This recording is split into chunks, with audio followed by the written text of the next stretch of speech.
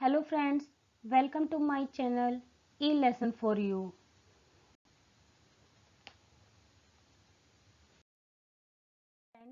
पिछले वीडियो में हमने भाषा के अर्थ, प्रकार और कौशलों के बारे में जाना था। आज के वीडियो में हम हिंदी भाषा के विकास के बारे में जानेंगे।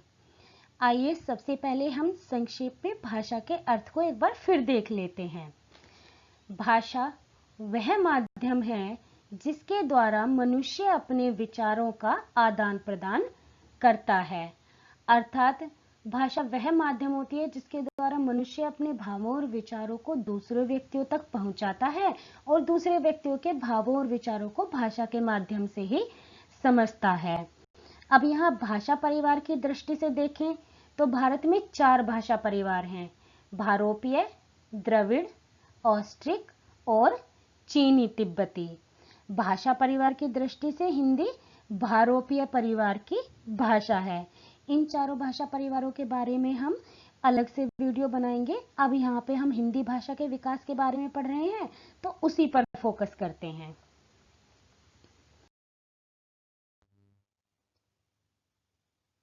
फ्रेंड्स, मैंने ये तालिका बनाकर हिंदी भाषा के विकास को समझाने की कोशिश की है। मैंने कोशिश की है कि ये एक ही तालिका में आप लोगों को संपूर्ण जो हिंदी भाषाएं हैं या आधुनिक भारतीय भाषाएं हैं उनके विकास के बारे में पता चले। एक ही पेज पर, एक ही स्थान पर आप इस तालिका के द्वारा ये आसानी से समझ पाएं कि भाषाओं के विकास का क्रम क्या रहा है। तो आइए मैं अब इसे एक्सप्लेन करती हूँ, आप लोग ध्यान से सुनिएगा। भारतीय आर्य भाषाओं का विकास।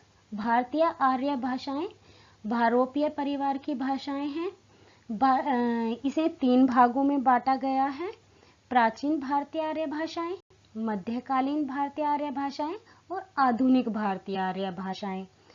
प्राचीन भारतीय आर्य भाषाओं का काल 2500 ईस्वी पूर्व से 500 ईस्वी पूर्व तक रहा है और मध्यकालीन भारतीय आर्य भाषाओं का समय 500 ईस्वी पूर्व से 1000 ईस्वी तक रहा है और आधुनिक भारतीय आर्य भाषाओं का समय 1000 ईस्वी से वर्तमान समय तक रहा है। प्राचीन आर्य भाषाओं के को जो है विकास क्रम को 2 भागों में बांटा गया है: वैदिक संस्कृत और लौकिक संस्कृत।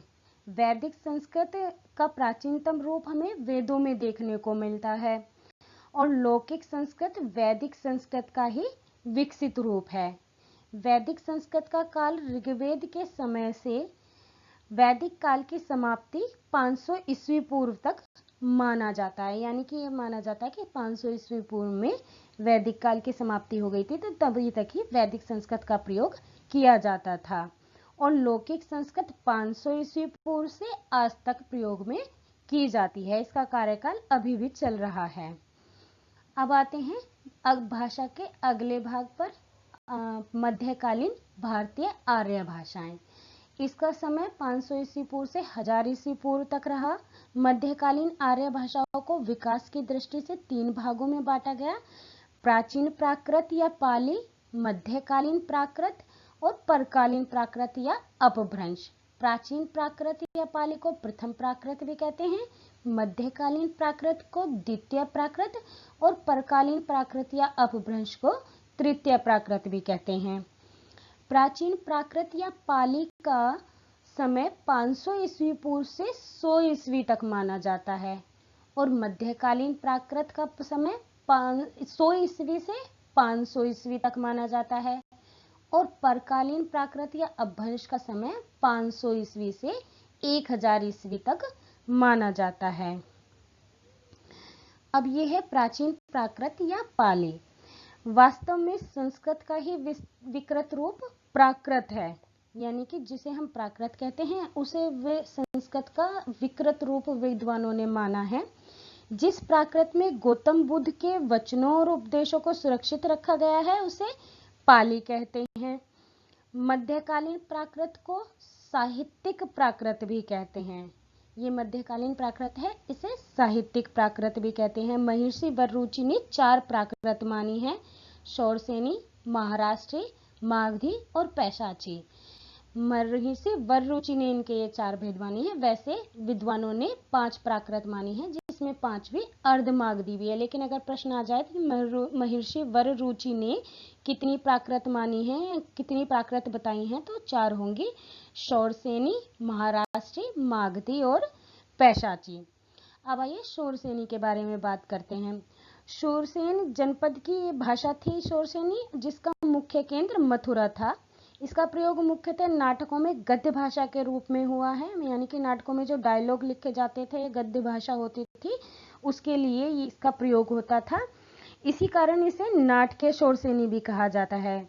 मध्य देश की भाषा होने के कारण शौरसेनी संस्कृत के अधिक निकट थी। आइए अब मध्यकालीन प्राकृत के दूसरे रूप महाराष्ट्री के बारे में बात करते हैं। इसका मूल स्थान महाराष्ट्र है। जैसा कि सभी जानते हैं, यह मराठी भाषा की जननी है और संस्कृत के नाटकों के में प्राकृत के गद्य रचना महाराष्ट्री में ही है। तो यानी कि संस्कृत के जितने नाटक हैं प्राकृत में, उनकी गद्य रचना महाराष्ट्री में ही है। अब तीसरी प्राकृत है मागधी। मागधी मगध साम्राज्य की भाषा थी।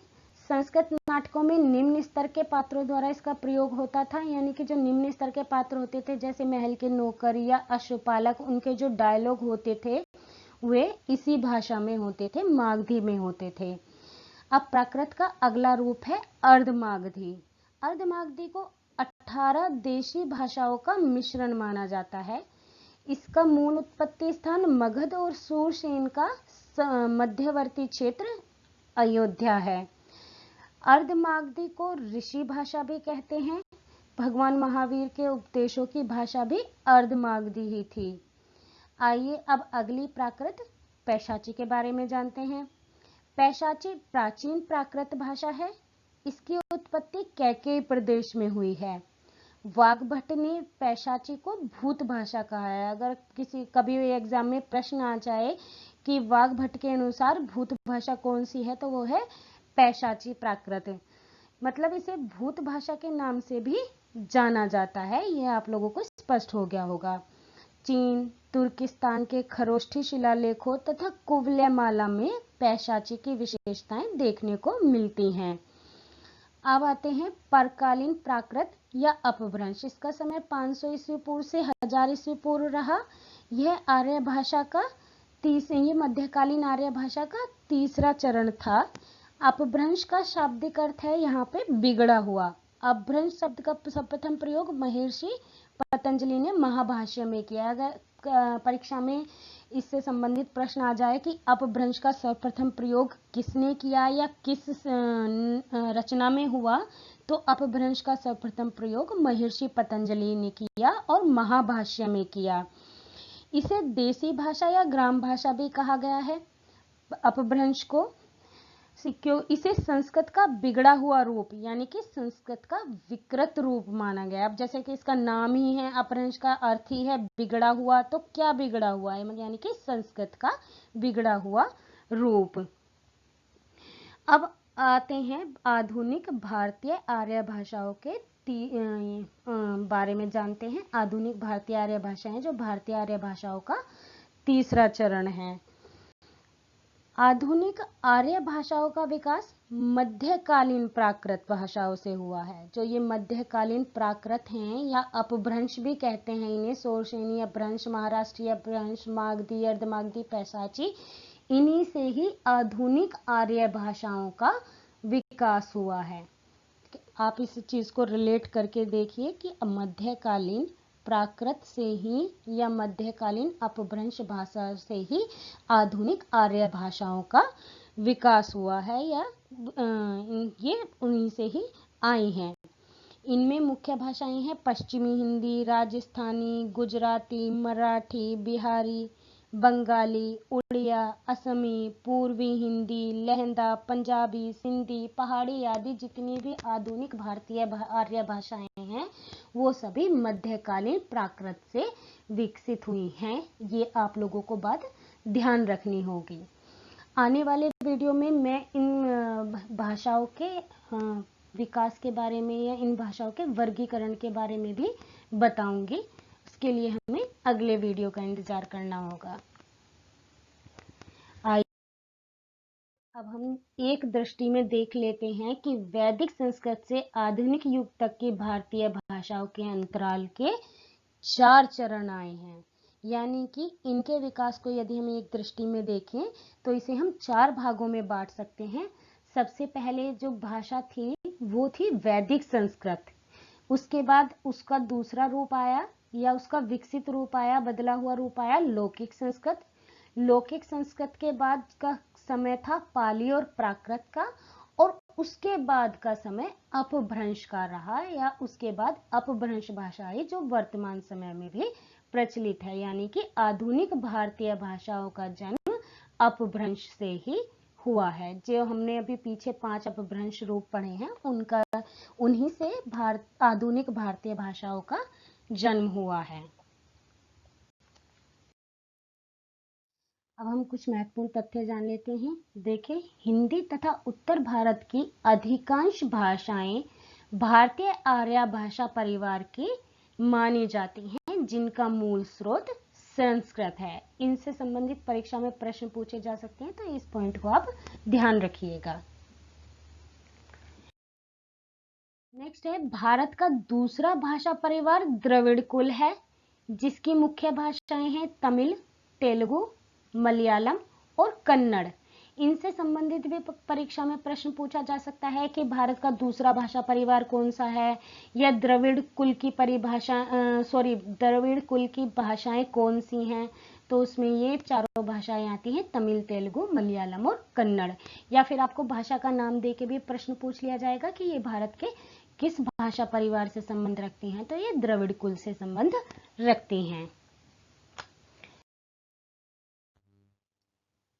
फ्रेंड्स, आपको मेरा ये वीडियो कैसा लगा कमेंट करके जरूर बताइएगा, और साथ ही मेरे वीडियो को लाइक कीजिएगा, और साथ ही अगर आपने मेरे चैनल को सब्सक्राइब नहीं किया है तो इसे सब्सक्राइब भी कीजिएगा, और ये इस तरह का बेल आइकन उसके बराबर में बना होता है, उसे भी क्लिक कर दीजिएगा। फ्रेंड्स, आने वाले समय में मैं हिंदी भाषा के विकास से संबंधित या हिंदी भाषा से संबंधित और भी वीडियो डालने वाली हूँ। उनके बारे में आपको नोटिफिकेशन मिलते रहेंगे। उसके लिए ज़रूरी है कि आप ये बेल आइकन दबा दें। धन्यवाद।